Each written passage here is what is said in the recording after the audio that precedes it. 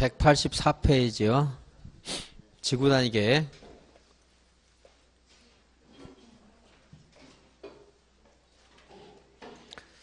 지구단위 계획 수립 기준 그거 한번 말씀드렸는데, 대통령령이 정하는 바에 따라 국토교통부 장관이 정한다. 모든 각종 계획의 수립 기준은 누가 정합니까? 국장이 정합니다. 국장. 다음 페이지 186페이지 지구단위 계획의 내용. 지구단위 계획구역의 지정 목적을 이루기 위해서 지구단위 계획은 다음 각 호의 사항 중 제2호와 제4호의 사항을 포함한 둘 이상의 사항이 포함되어야 된다. 근데 단서가 있지만 단서는 무시하고요. 근데 2호와 4호의 사항을 포함한 둘 이상이 있어야 된다는데, 2호를 보면요, 대통령령이 정하는 기반시설의 배치와 규모 있죠. 4호는 건축물의 용도 제한, 건축물의 건폐율 또는 용적률 또는 건축물의 높이의 최고 한도, 최저 한도, 이런 것들을 지구단위 계획에는 포함을 시켜야 됩니다. 포함을 시켜야 된다. 그런데 5번 건축물의 배치, 형태, 색채, 건축선 하는 것들은 지구단위 계획에 포함할 수도 있고 하지 않을 수도 있습니다. 그리고 환경관리계획이나 교통처리계획 하는 것들도 지구단위 계획에 포함할 수도 있고 포함 안 할 수도 있어요. 1번 용도지역이나 용도지구를 세분하거나 변경하는 사항. 우리가 주상공록 이런 공부했죠. 주상공록 그리고 관농자 했는데, 그 범위 내에서 주거지역인데 뭐 3종 일반 주거지역을 2종 일반 주거지역으로 바꾸거나 이런 것들을 할 수 있다는 거예요. 용도지역을 지구단위 계획으로 바꿀 수도 있습니다. 또 1의 2, 기존의 용도지구를 폐지하고 그 용도지구에서 건축물이나 그 밖의 시설의 용도, 종류, 규모 등을 제한을 대체하는 사항. 이것은 너무나 당연하게 여기 있었잖아. 아까 이거 용도지구 폐지하는 거. 이러한 지구단위 계획을 구역을 정하면 여기에는 기존에 있었던 용도지구 행위 제한을 대체하는 지구단위 계획이 있어야 되겠죠. 그러니까. 근데 일반적인 지구단위 계획은 이거는 꼭 다 있어야 됩니다. 이거는 원칙적으로 있어야 된다. 그 지구단위 계획의 내용을 보면 동그라미 3번에서 니은에 도로, 자동차 정류장, 주차장, 뭐 자동차 건설기 검사시설, 운전학원, 광장, 공원, 녹지, 공공공지, 뭐 가스 설비 시설, 시장, 학교 하는 것 등등등이 지구단위 계획에서 설치가 필요한 기반시설이 있을 수가 있는데, 학교 중에 무엇은 제외한다고 했죠? 고등교육법에 따른 학교, 대학이 지구단위 계획구역에 있을 수는 없잖아요. 그리고 또 공원 중에 묘지 공원은 제외한다 하는 말 있죠? 그런 것들은 지구단위 계획구역에 누가 봐도 일반적으로 있을 수 없는 시설이다 하는 것을 알 수가 있습니다. 그리고 나머지 것들은 암기사항 아니에요.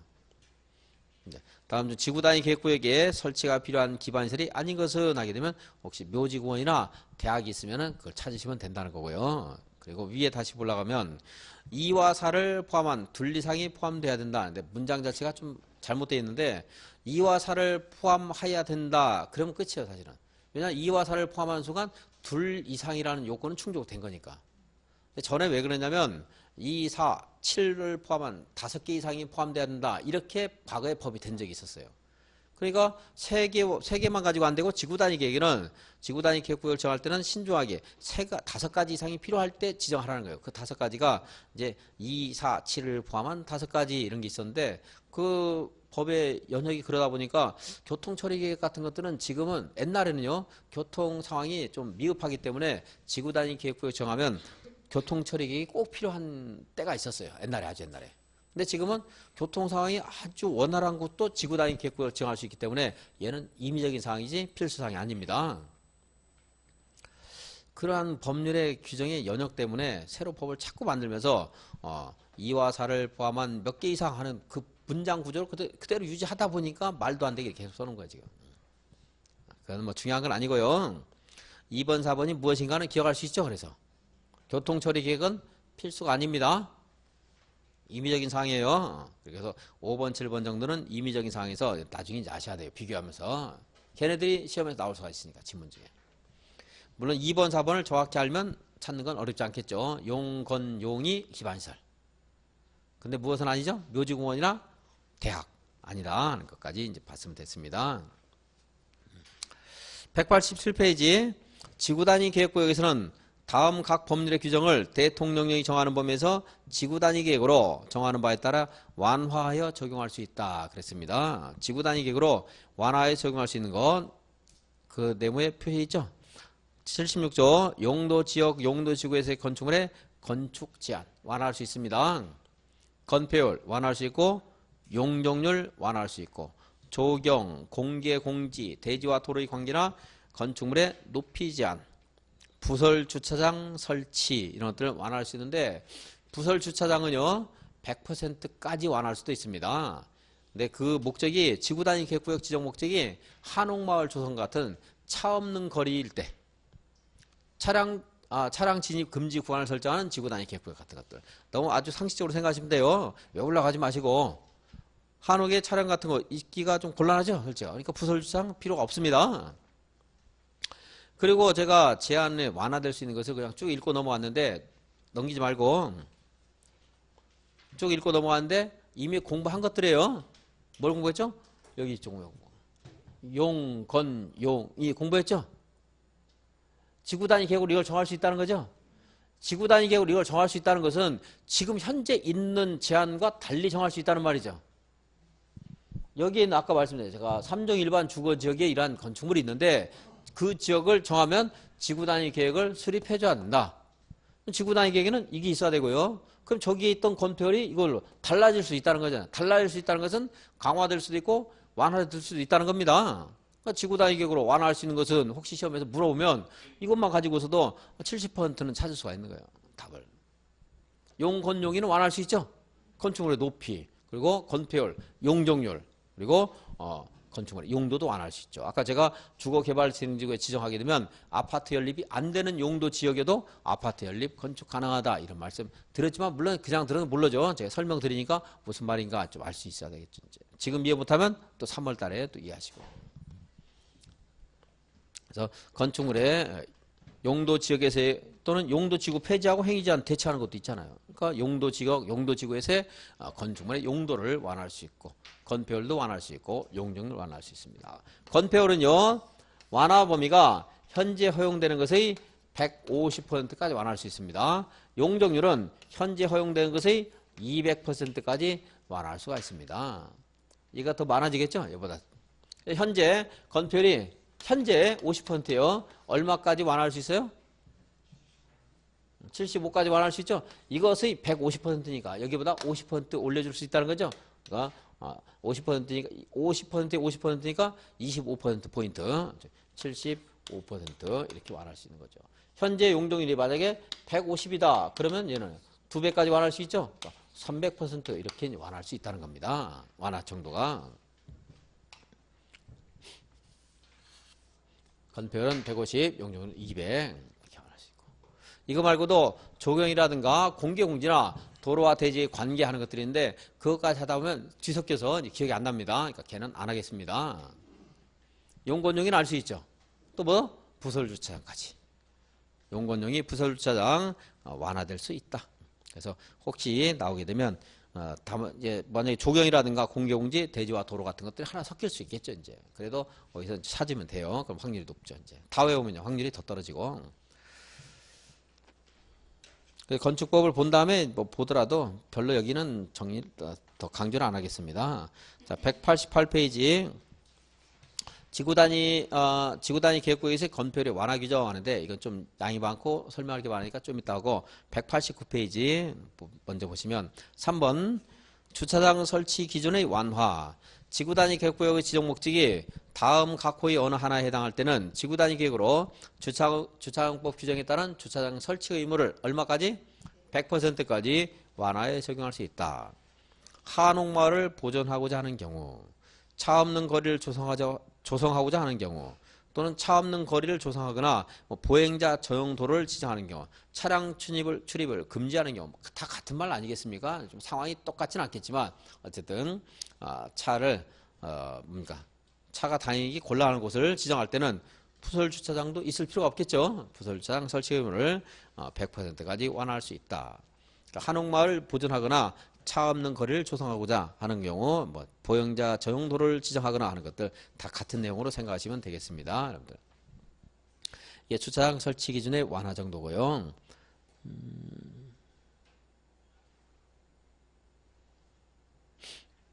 다음에 왼쪽 표현 보겠습니다. 지구 단위 객구에서 맨 위에 왼쪽 188페이지 제일 위에 도시적 내에 지정하는 경우에 건축물을 건축하려는 자가 그 대지의 일부를 공공시설이나 기반시설 중 학교와 해당 시도 대도시 조례로 정하는 기반시설 부지로 제공하려는 경우에 그 제공하는 대지 면적과 연동해서 지구 단위 계획으로 건폐율, 용적률, 높이 제한을 완화하여 적용할 수 있다 하는 말이 있습니다. 그 완화해서 적용하는 것이 그 밑에 1번에 가 이거 볼 겁니다. 여기요. 이렇게 여기 말고 이쪽에 다시 그려볼게요. 여기가 지구 단위 계획구역입니다. 지구 단위 계획구역이고 이렇게 도로가 있습니다. 네, 여러분이 이렇게 대지를 여기 가지고 있어요. 이 대지 면적이 200제곱미터. 200제곱미터인데 앞으로 지구 단위 계획구역에서 이러한 것들이 완화가 되다 보면 기반시설도 같이 또 더 확충이 필요하겠죠.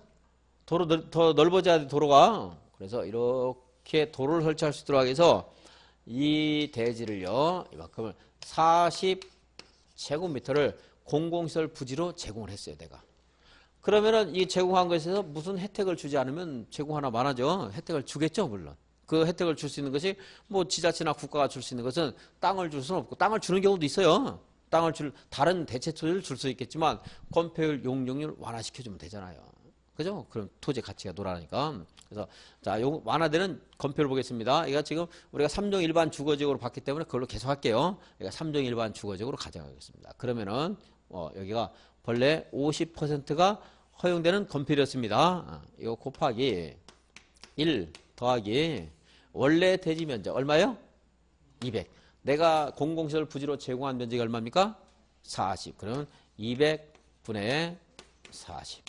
이게 허용되는 건폐율이에요. 그러면요, 풀었을까요? 50 곱하기 1 더하기 50 곱하기 200분의 40.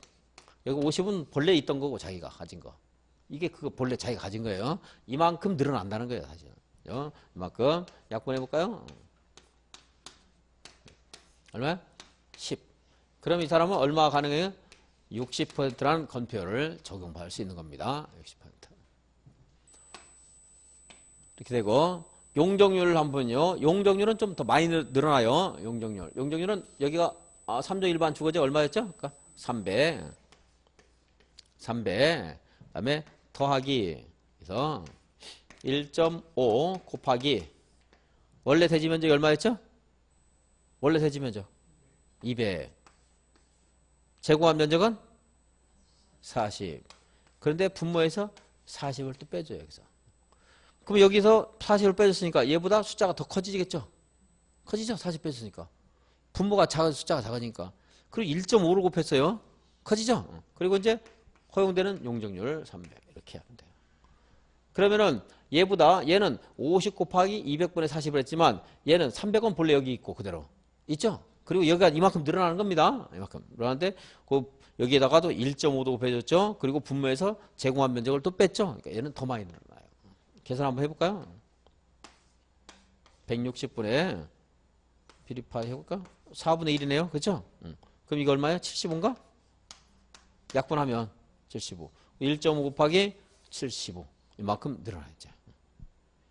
그러니까 얘보다 많이 늘어난 그 정도가 크죠. 그래서 얘는 용적을 얼마까지 늘릴 수 있어요? 200까지 완화할 수 있고 건폐율은 150까지 완화할 수 있다. 얘가 더 많이 완화되는 것 여기서도 알 수 있어요. 공식에 연결돼 있어요. 이거. 완화되는 정도가.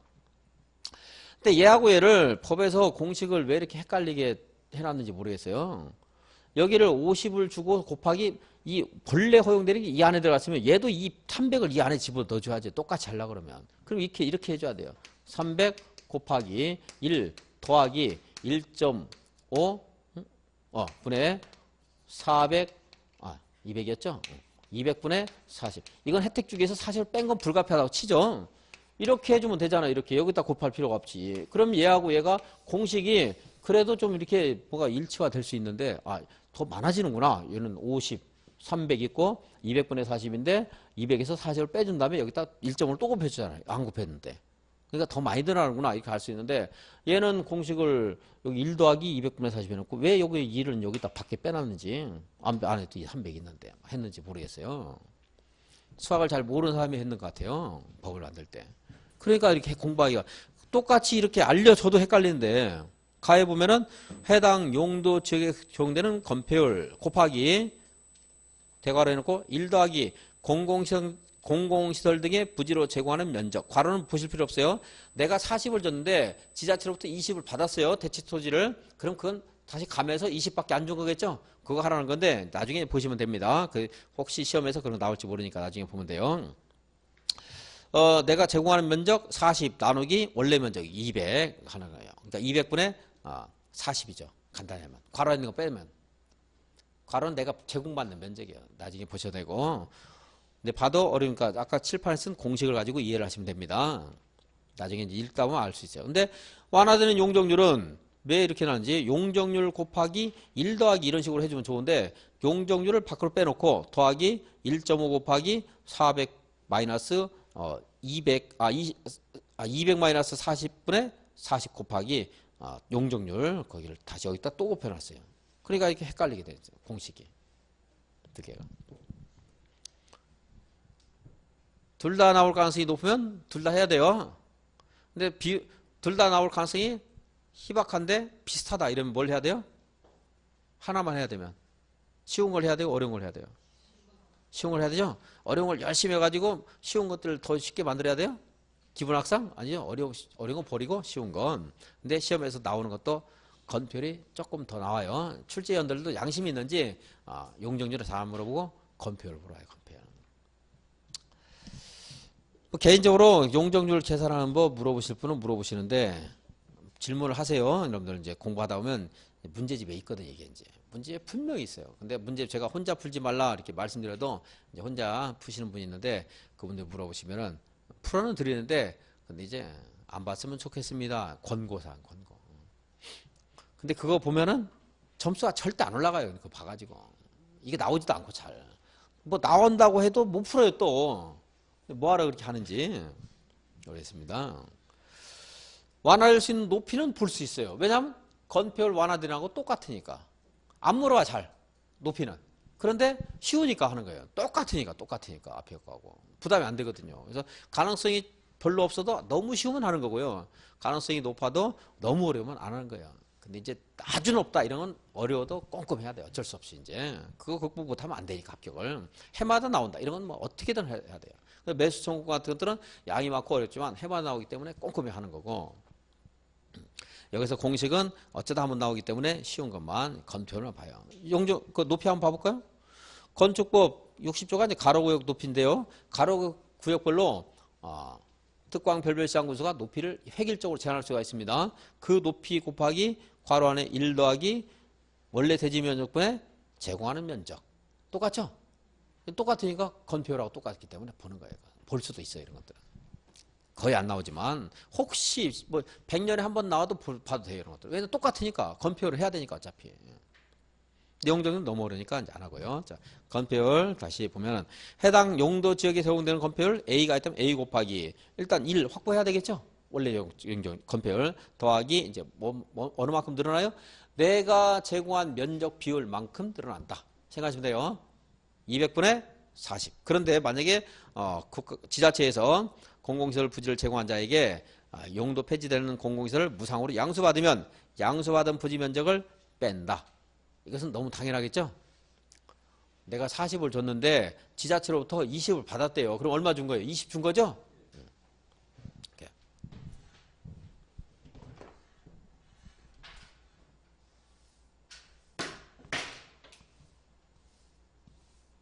다시 보겠습니다.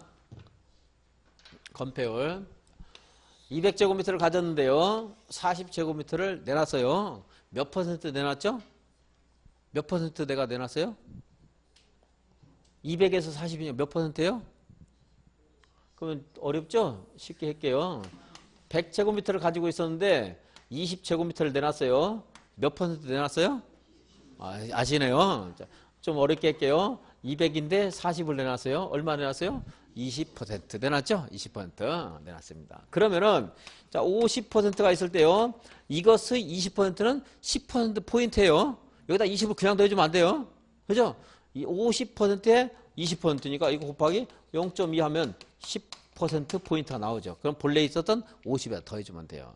그러니까 자, 본래 있었던 50%에 이것의 20% 얼마라고요? 몇 퍼센트 포인트? 10% 포인트. 그냥 100%에 20%가 20% 포인트고, 이것의 20%. 그러면 10도. 왜냐면 여기서 20% 늘어났으니까 여기 이것의 20% 늘어나요. 그렇게 하면 돼요. 암산을 해도.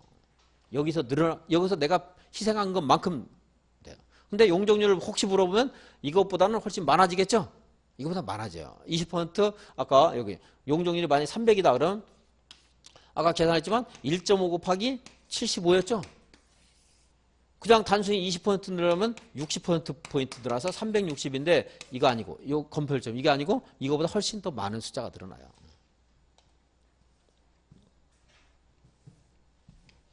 자, 200 있는데요. 내놓은 땅이 80제곱미터를 내놨습니다. 그럼 얼마 내놨어요? 40% 내놨네요. 그죠? 248 되잖아요. 40%. 그것도 이제 깔려면 일단 이렇게 하세요. 그래도 만약에 이런 계산 이렇게 하시면 그래가지고 다 이것저것 지우면 안 되네. 그래가지고 이제 계산기 두들기시면 돼요. 40% 이 사람이 됐습니다. 원래 50%였죠? 이것의 40% 얼마죠? 20% 포인트죠? 그럼 20는 70을 이 사람 받을 수 있는 거예요. 이 사람이요. 건표를 많이 쓰고 싶어 120을 내놨어요. 그럼 얼마요? 60% 내놨네요. 60%. 50에 60% 얼마요? 30. 얼마요? 이거는 안 됩니다. 아무리 커져도 허용되는 건표는 얼마를 초과할 수 없다? 150%를 초과할 수 없습니다. 그래서 아무리 많이 해도 75%.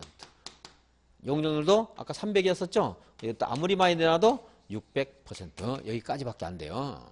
더는 안 됩니다. 그게 이게 한계선이 있어요. 근데 이거 계산하는 것과 이 한계선과 같이는 안 돼요. 계산하는 거 따로 나오고 혹시 물어보면 이거 따로 나옵니다. 같이 물어보면 두 문제가 돼서 이제 앞으로 좀 어려워지면서 종합 문제가 나오면 이것도 나올지도 몰라요. 이제 그건 아주 뒤에 나오는 거고 지금 여러분은 몰라도 됩니다.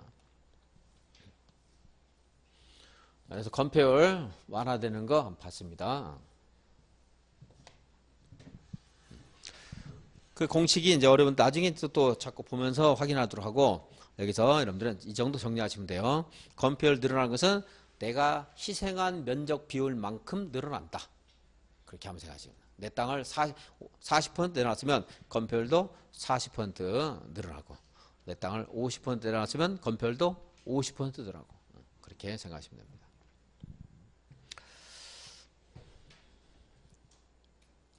(189페이지) 아니고 190페이지 한번 보겠습니다. 190페이지 6번 위에서 지금 공부한 규정에 의해서 적용되는 건폐율과 용적률은 당해 용도 지역 또는 용도 지구에 적용되는 건폐율의 150% 및 용적률의 200%를 각각 초과할 수 없다.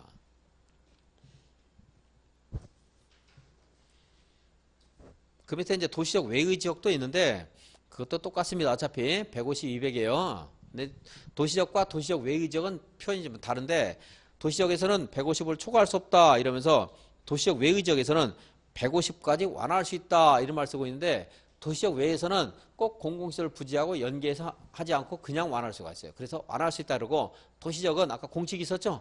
그 공식에 따라서 아무리 많이 내가 땅을 희생해도 150을 초과해서는 못 준다 해서 이제 표현이 약간 다르긴 다른 거예요. 이제 근데 무시해도 됩니다. 자, 도시든 도시가 아니든 얼마까지 완화할 수 있는 거예요? 건폐율은 150, 용적률은 200까지 완화할 수 있습니다. 191페이지 맨 밑에 보시면 양과로 이번에 지구단위 계획구역에서 건축물을 건축하거나 용도 변경하거나 또는 공작물을 설치하려면 그 지구단위 계획에 맞게 해야 된다. 다만 지구단위 계획이 수립되지 아니한 경우에는 그러하지 아니하다. 이 말은 이제 지금 읽으면 좀 아시는 분 계실 거예요. 이제 그죠? 지구단위 계획구역에서는 어떠한 여기 이 지구단위 계획구에서는 어떠한 건축물을 건축해야 돼요? 지구단위 계획에 맞는 건축물을 건축해야 되죠? 용도 변경할 때도 만약 용도 변경 허가도 지구단위 계획에서 허용한 건축물로만 용도 변경이 가능합니다. 그 말하는 거고, 지구단위 계획이 수립 안 되어 있으면요, 그때는 우리가 규제 받을 필요 없는 거죠. 여러분들 밤에 야간 12시 넘어도 돌아다니시죠? 왜 그래요? 통행금지 시간이 없으니까. 전에 있었거든요. 있을 때는 규제를 받지만 규제가 없으면 규제를 받지 않는 거죠, 당연히. 지구단위 계획이 수립되지 아니한 경우에는 그러할 필요 없습니다. 일반적인 용도 지역의 용법에 따라서 건축물을 건축할 수 있는 거죠.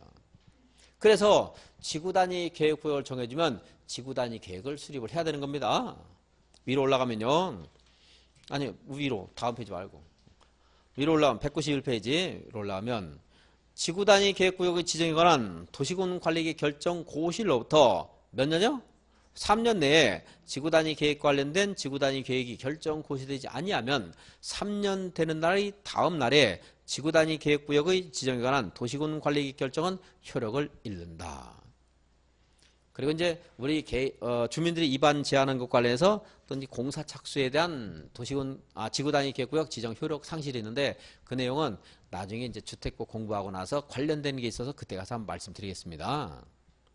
자, 계획을 몇 년 동안 수립을 안 했어요? 3년. 그러면 3년 된 다음 날 지구단위 계획구역 지정의 효력을 상실한다. 3년 동안은 지구단위 계획 없이 지구단위 계획구역이 있을 수도 있죠. 그러면 지구단위 계획구역 지정한 것은 아까 계획적으로 그 지역을 관리하기 위해서 지구단위 계획구역을 정했는데 3년 동안 공백이 있을 수가 있어요. 계획이 있으면 계획에 따라서 건축 제한을 받는데 계획이 없는 경우에는 그러하지 아니하다 해서 맨 밑에 줄에 그럼 아무런 건축물 건축할 수 있다는 거죠. 그래서 그것을 막기 위해서 지구단위 계획구역으로 지정된 곳은 개발행위 허가를 제한할 수가 있어요. 이제 뒤에 맨 이제 국토계획법 제일 뒤에 와서 이제 공부할 겁니다. 개발행위 허가를 제한할 수 있죠. 이제. 이렇게 해서 지구단위 계획까지 받고 오늘 공부한 거 복습하고 마치도록 하겠습니다.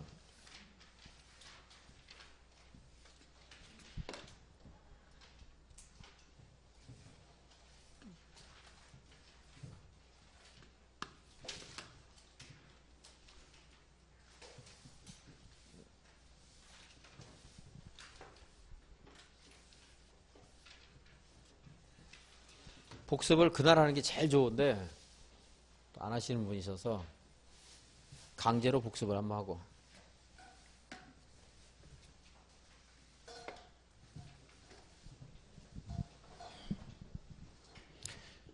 복습을 너무 많이 해서 다음 순환에 강의할 거 없으면 어쩌지 이렇게 제가 쓸데없는 걱정을 한 적도 있는데 안 그러시더라고요. 걱정은 안 해도 되니까 제가 복습을 해드릴게요. 강제로. 자, 도시군 관리계획은 이제 첫날 공부했습니다. 이건 본 걸 하고 기반시설 하는 게 있는데 이 기반시설을 설치하려면 여기 있다시피 도시군 관리계획으로 결정을 해야 됩니다. 기반시설의 종류를 아까 공부했고요. 네, 기반시설 모두가 아니고 기반시설 중에는 도시군 관리계획 없이 설치할 수 있는 것도 있습니다. 뭐 시장 하는 것도 한번 말씀드렸고요. 자, 기반시설은 도로를 설치하고자 합니다. 도시군 관리계획으로 결정을 해야 돼요. 도시군 관리계획으로 이러한 절차를 밟아서 도로를 설치하겠다고 결정 고시를 하면 얘는 이제부터 도시군 계획 시설이 된다. 도시군 계획설과 관련된 도시군 관리계획 결정 고시로부터 일정한 기간 이내에 단계별 집행계획을 수립해야 됩니다. 일정한 기간 이렇게 말한 이유는 제가 이게 숫자가 올해 연말에 바뀌기 때문에 출제한 사람 안 낼 거예요. 분명히 바뀌는 거. 그래서 도시군 관리계획 관리계획 결정 고시로부터 일정한 기간에 단계별 집행계획을 수립해야 되고 단계별 집행계획은 1단계, 2단계가 있고 이것은 3년 이내인지 3년 후인지 가지고 결정이 됩니다. 네, 당장 사업을 할 생각이 없다 이럴 때는 그 내용은 정확히 몰라도 돼요. 단계별 집행계획 관련되는데 1단계 포함되지 않을 때 그때는 가설 건축물 건축할 수 있다. 가설 건축물은 건축고 가서 다시 공부합니다. 단계별 집행계획이 수립되고 사업 시행자가 결정이 되면 사업 시행자가 실시 계획을 작성합니다. 그리고 이것을 국장시도의사 대도시장이 할 때는 국장시도의사 대도시시장이 할 때는 인가를 받고요. 고시를 합니다. 그리고 나서 이제 공사를 하고 공사가 끝나면 역시 국장, 시도이사, 대도시장이 아닐 때는 준공검사를 받고 준공검사 통과되면 공사 완료되었다고 공고합니다. 뭐 고시라고 읽어도 아무 상관없어요. 그리고 사업시행자는 본래 그 도시군 계획설에 대한 구상을 한 특광별별 시장 군수. 네, 국장이나 도지사도 도시군 관리계획 위반할 수 있었죠. 이 사람도 사업시행자예요. 저 앞에 하고 연결해야 앞에 있는 것도 그냥 저절로 외워져요. 나중에 저 앞에 있는 이런 것들도 저 앞에서 문제가 다 될 수 있는 것들입니다. 근데 공공기관이나 지방공사 할 수 있어요. 그래서 국가 대신하는 한국우승공사나 지방공사도 사업을 할 수 있고, 그리고 민간인도 사업시행자가 될 수가 있습니다. 이런 사람들은 본래 시행자로부터 이렇게 지정을 받아서 사업을 해야 되는데, 지정을 받기 위해서는 일정한 요건을 갖춰야 되는 게 있어요. 토지 면적의 3분의 2 소유를 해야 됩니다. 토지 소유자 2분의 1 이상 동의받고. 그런데 얘네들은 그 요건을 갖출 필요가 없다는 거. 얘는 갖춰야 되지만 얘는 갖출 필요가 없습니다. 그 내용 보시고, 둘리상의 시도나 둘리상의 시군에 걸쳐서 사업을 하는 경우가 있을 수가 있는데, 그때는 협의해서 사업할자를 정해주면 돼요. 협의가 안 되면 둘리상의 시도지사는 국장에게, 그리고 시장 군수가 협의가 안 되면 누구예요? 도지사에게 사업을 시행할 자를 지정을 해달라고 합니다. 그럼 이제 그들이 지정해주면 사업시행자가 되면 돼요. 그래서 얘네들은 행정청인 사업시행자, 여기는 행정청이 아닌 사업시행자, 무엇인가 차별 취급하기 때문에 이걸 나누겠죠. 행정청인자와 행정청이 아닌 자는 여기에서 다를 수가 있죠. 토지를 수용, 그리고 일시 사용, 또 토지 출입하는 절차들이 있는데, 토지에 출입할 때 허가를 받고 7일 전까지 통지해야 됩니다. 숫자는 나중에 외우면 되고, 근데 이 허가가 행정청인 사업시행자는 허가가 필요 없고, 행정청이 아닌 사업시행자만 특광별별시장구소의 허가를 받는 겁니다. 여기 써 있고, 그리고 그래서 나누는 것 한번 보셨고요. 실시계획 작성해서 인가받고 고시를 해야 됩니다. 근데 이 실시계획 관련해서 중요한 것이 나중에 실시계획이 통과되어야 수용할 수 있죠. 근데 그것을 우리 법에서 이렇게 쓰지 않고 실시계획 고시가 있으면 공익사업법에 따른 사업인정 고시가 있는 것으로 본다. 무슨 법? 공익사업법. 그래서 수용 등을 할 때는 공익사업법을 준용한다. 이 말도 시험에 나와요. 공익사업법에 있는 내용은 안 나오는데 왜 그런지 모르겠는데 공익사업법을 준용한다 이런 말이 나와요. 근데 준용하는 것을 알아야 되는 것도 있긴 있어요. 우리들이 업무를 수행하는 데 있어서 그 법을 준용하지 해서 그 법을 이제 알고서 중개를 할 때 알아야 되는 게 있는데 이런 것까지 우리가 다 알아야 될 수는 없거든요. 그리고 사업인정 고시가 이게 있을 때 이것이 있는 것으로 본다 했고요. 다음에 실시계획에서는 그냥 단순히 지문 하나 이 말 나올 수 있어요. 조건부 인가. 인가할 때 조건을 붙일 수 있다, 없다 이렇게 다 물을 때가 있습니다. 근데 조건부 인가하게 되면 조금 더 진행시킬 수 있죠. 이거를 이행하지 않고 도망갈 자 몇 번이요? 1, 2, 3, 4 중에 4번 있을 수 있죠. 그래서 이행 보증금 예치하게 할 수 있다. 1, 2, 3번은 이행보증 예치합니까? 안 합니까? 안 하죠. 안 하고 이행보증 예치하게 할 수 있다 하는 거. 그리고 이제 분할 시행할 수 있다는 거. 이것도 분할 시행할 수 있다. 분할 시행할 때는 시행하는 지역별로 실시계획 작성할 수 있습니다. 이게 이제 실시계획 관련된 내용. 자, 공사할 때 수용은 받고요. 일시 사용한다. 할 때는 동의 필요합니다. 그리고 통지해야 돼요. 통지. 다 왔네요. 토지 출입이 만약에 야간에 토지를 타인의 택지에 출입한다 할 때는 뭐가 필요해요? 때는 승낙이 필요합니다. 승낙으로서 통지해야 됩니다. 이렇게 해서 이 세 가지도 시험에서 가끔 물어봅니다. 여기 있는 통지와 숫자는 이제 다음 순환에 또 외우면 돼요. 준공검사, 공사완료공고 중요한 게 없네요. 별게 없네. 자, 그럼 이제 토지 소유자 입장에서의 그냥 구제수도 한번 보겠습니다. 여기서 아까 가설건축물 난 언급 하나 했었고요. 그리고 여기 20년 동안 사업을 안 하게 되면 20년 된 다음 날 도시군 관리계획 결정은 효력을 상실한다 그랬습니다. 이제 10년과 관련된 게 세 가지가 있는데 10년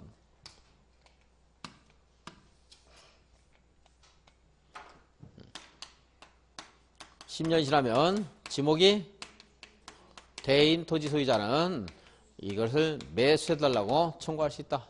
매수 청구권 하는 게 있고, 두 번째 지방의회 보고 있는데 그것은 안 하겠습니다. 토지 소유자들은 이건 지목이 대인 토지지만 모든 토지 소유자는 해제해달라는 이반 신청할 수 있습니다. 해제 이반 신청. 쉬운 것부터 그죠? 중요한 중요도에 따르면 훨씬 덜 중요하고 해제 이반 신청할 수 있는데 먼저 이반 신청해서 거절당할 수 있죠. 그럼 또 결정권자에게 해제 신청.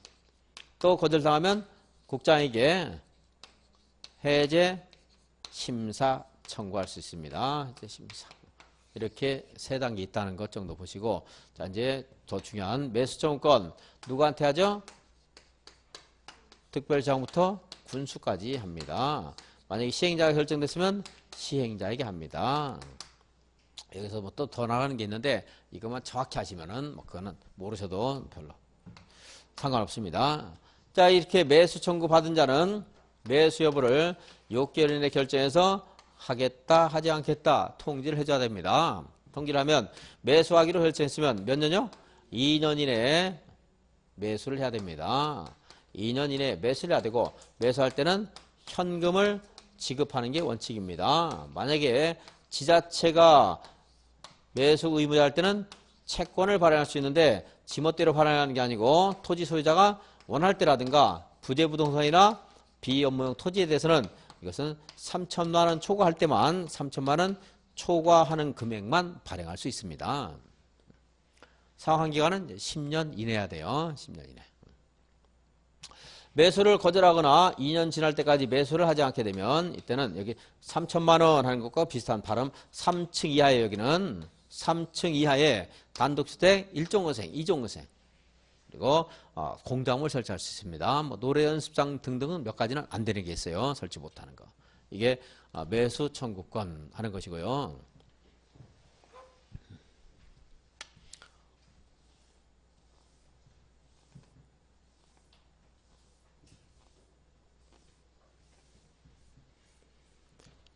다음 주에 하는 것보다는 좀 들어본 것 같죠? 그래도 안 들어본 것 같아요? 들어보셨죠?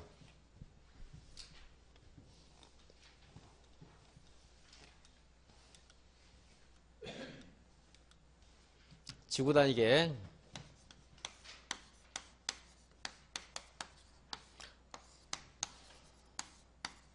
지구단위 계획이 적용되는 권역을 지구단위 계획구역 그럽니다. 그러니까 지구단위 계획구역이 있으면 여기에 또 룰인 지구단위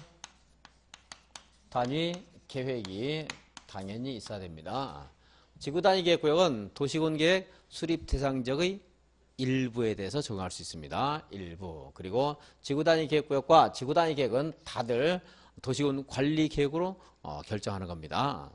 지구단위 계획구역을 지정할 수 있는 것은 도시개발구역이나 정비구역이나 택지개발지구 등에 지정할 수 있고, 계도 시공에서 해제되는 곳, 그리고 녹지지역이 주상공으로 변경되는 지역 등의 지구단위 계획을 정할 수 있습니다. 다른데 다 된다 하시고 이거 정도는 기억하시면 좋겠어요. 네, 여기 지정할 수 있고 여기 있는 전부나 일부에서 할 수 있습니다. 이제 전부 일부 할 수 있고. 네, 정비구역과 택지개발지구가 지구에서 사업이 완료되고 관련된 사업이 완료되고 몇 년이 지나야 돼요? 10년이 경과하게 되면 지구단위 계획구로 지정을 해야 됩니다. 그리고 계도시공이 단 아니고 이거 시공에서 해제가 됐는데 30만 제곱미터 이상인 지역, 녹지가 주상공으로 변했는데 30만 제곱미터 이상인 지역은 지구단위 계획구로 지정을 해야 한다. 근데 녹지가 주상공으로 이렇게 나올 수도 있고 녹지가 상업지역으로 이렇게만 나올 수 있습니다. 녹지가 공업지역으로 이렇게 나올 수도 있고, 지구단위 계획구역을 지정할 수 있고, 이 지구단위 계획구역을 지정하게 되면 거기에서 허용되는 건축물의 용도 지구단위 계획으로 알려줘야 돼요. 그래야지 새로운 개발하는 거예요. 지구단위 계획구역을 지정한 그런 의미가 있는 거죠. 그리고 여기에서의 허용되는 건폐율, 그리고 용적률 하는 것들 알리고요.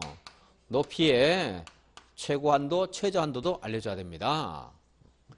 이것만 알려주면 끝나는 게 아니고 이게 따르는 필수 시설인 기반 시설 설치도 지구 단위 계획으로 알려줘야 됩니다. 근데 묘지공원이라든가 대학 같은 것들은 지구 단위 계획에 들어갈 기반 시설이 아닙니다. 필요 없겠죠, 그런 것들은. 그럼 여기에서 이것들이 지구 단위 계획으로 허용된다는 것은 당연히 이런 것들은 지구 단위 계획으로 기존에 있었던 그 용도 지역과 다른 완화가 가능하다는 것도 알 수 있고요. 그래서 지구 단위 계획으로 완화할 수 있는 것은 할 때 물어보면 이런 것들 찾으셔야 된다는 겁니다. 그리고 이거 말고도 부설 주차장 설치 의무도 지구 단위 계획으로 완화될 수 있다 그랬습니다. 부설 주차장은 주차장법에 있는데 그 설치 의무를 100%까지 완화할 수 있는 지구 단위 계획 구역도 있더라. 그지? 차 없는 거리 관련된 뭐 한옥이라든가 기타 차량 진입 금지 구간을 설치하는 지구 단위 계획 구역이라든가 하는 것들. 그러니까 보행자 전용도로 같은 것들. 차 없는 곳 연상하시면 돼요. 경우의 수는 뭐 4가지로 나눠놓고 있지만 다 한 가지예요. 차 없는 거리 생각하시면 됩니다. 부설 주차장 100%까지 완화할 수 있다. 그랬고요. 앞으로 이제 지구 단위 계획 구역에서는 여기에 있는 건축물의 용도에 맞는 개발을 해야 됩니다.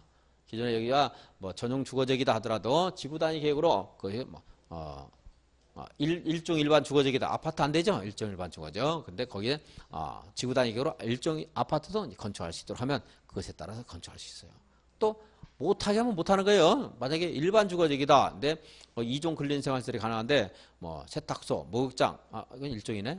일종 근린생활시설 이것도 가능한데 그런 것들 못하게 하면 안 되는 겁니다. 그러니까 지구 단위 계획으로 허용하는 것만 건축할 수 있습니다.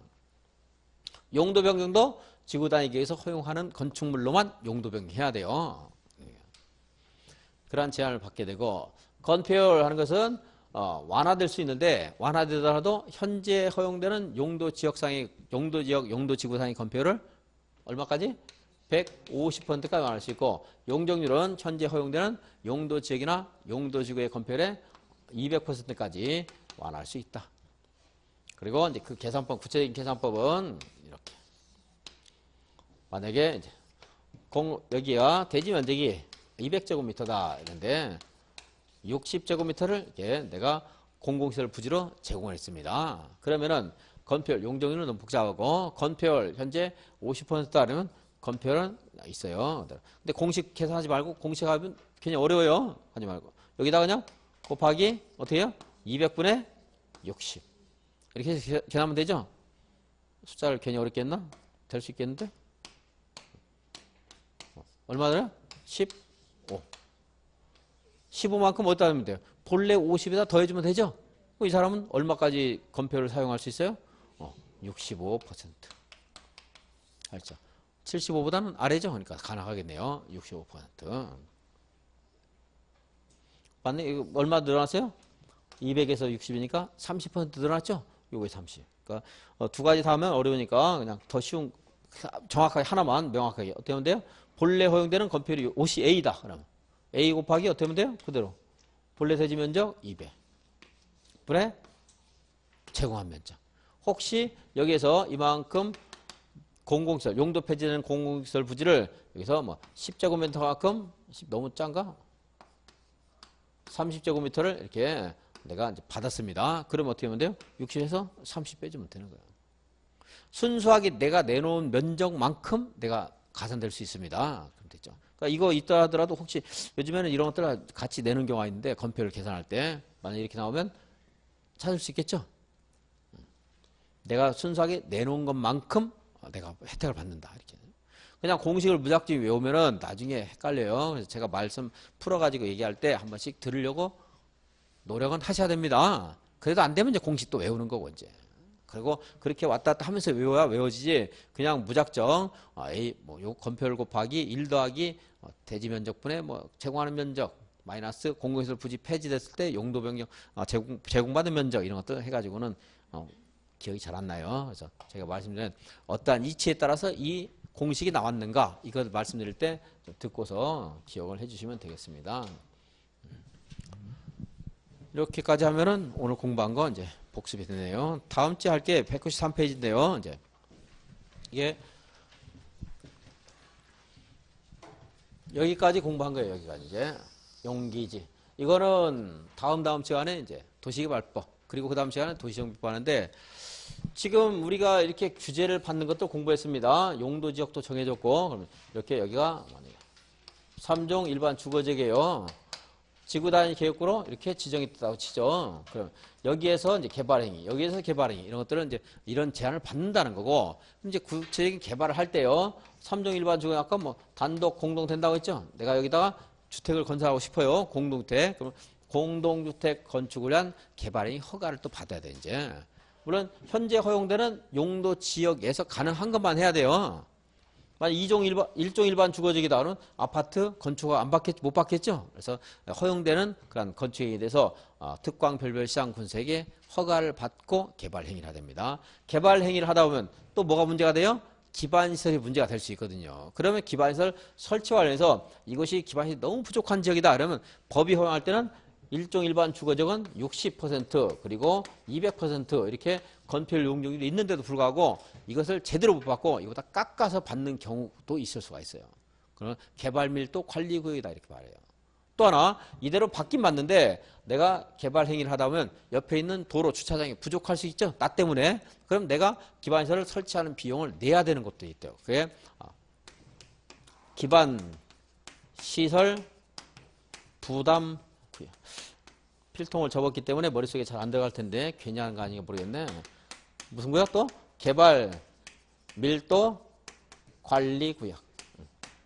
이것은 너무 그쪽이 복잡하기 때문에 건폐율 용적률을 깎아서 받는 거고 이것은 그렇게 복잡하지 않기 때문에 기반시설을 설치할 여유 공간이 있는 곳은 기반시설을 설치하는 비용을 내가 내야 돼요. 이것들이 다 뭐예요?